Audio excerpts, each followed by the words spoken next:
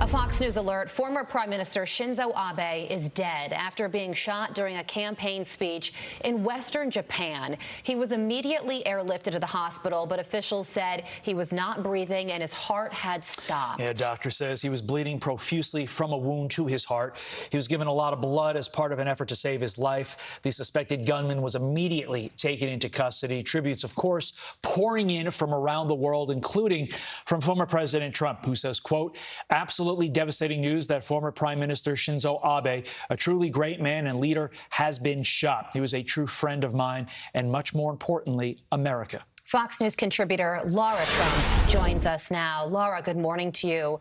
Former President Trump and Prime Minister Abe met several times when both men were in office, and this is an absolutely unexpected, devastating, tragic loss. What are your thoughts this morning?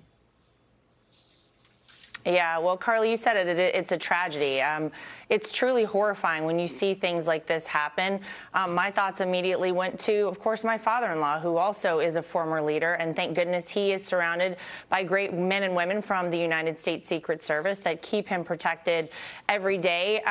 But, you know, you just referenced the relationship that my father-in-law had with the former prime minister, and I know that he visited Mar-a-Lago multiple times. They respected one another very highly as leaders of great countries, but they also, I do think, had a friendship that developed over the years. They played golf together so many times. I believe the prime minister even attended one of the first lady's birthday dinners unexpectedly, but that's sort of the relationship that they had. And obviously a tragic loss for Japan. Our thoughts and prayers go out to the entire country, our condolences, and truly a loss on the world stage as well. I know that, again, my father-in-law truly respected him as a great leader, and this is a huge loss for him as well. At a time, Trump presidency, when a number of world leaders avoided the U.S., avoided our country,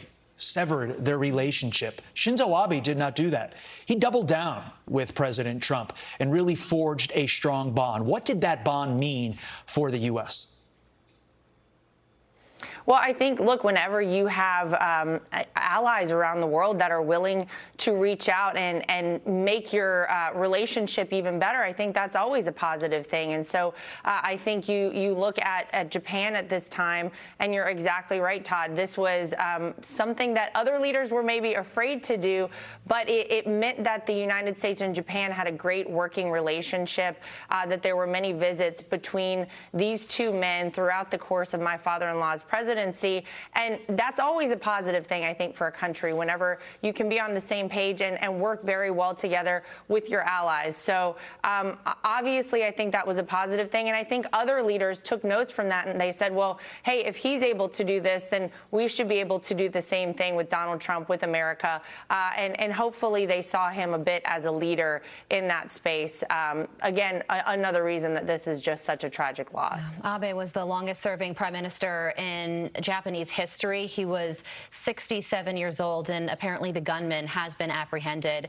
Turning now to American politics, and there was an NBC panelist. Her name is Kimberly Atkins-Storr. She's of the Boston Globe, and she warned this. She said a messy primary for Democrats would also be extremely damaging in 2024. What would be best for Democrats would be to find a way to get that energy behind their president, but it doesn't seem right now, especially given the way that some of these other Democrats are essentially running already.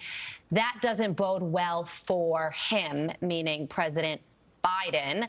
One of those is Gavin Newsom. There's a lot of energy surrounding his name right now. Not a lot of energy surrounding this current president. According to a Fox News poll, just 43% of voters approve of Biden's job as president. So look into 2024 and that warning from this NBC panelist. What do you think is going to happen? Yeah, I mean, the fact that we're not even yet to the midterms in 2022, and we're already talking about who will run on the Democrat side when the Democrats hold the White House and it is the first term for Joe Biden, is rather remarkable. But it does tell you just how badly really things are going for the Democrats.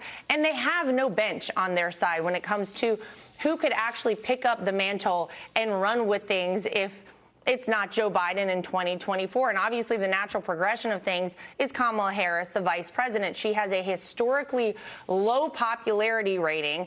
She has not even attempted any of the tasks she's been given as vice president. And remember, when she ran for president, she polled so low then and did so poorly, she dropped out before the primaries in her own state. So most people think it's not going to be Kamala Harris. You have Pete Buttigieg, the transportation secretary, who people like to talk about, nowhere to be found during the supply chain crisis like we've never seen in America before. You have Hillary waiting in the wings. You have Michelle Obama, who people like to talk about. But truly, it is a tough spot for the Democrats right now. They don't have a great bench. Rock, meat, hard plays for the Democrats. Lara Trump, have a great weekend. Thank you, as always, my friend.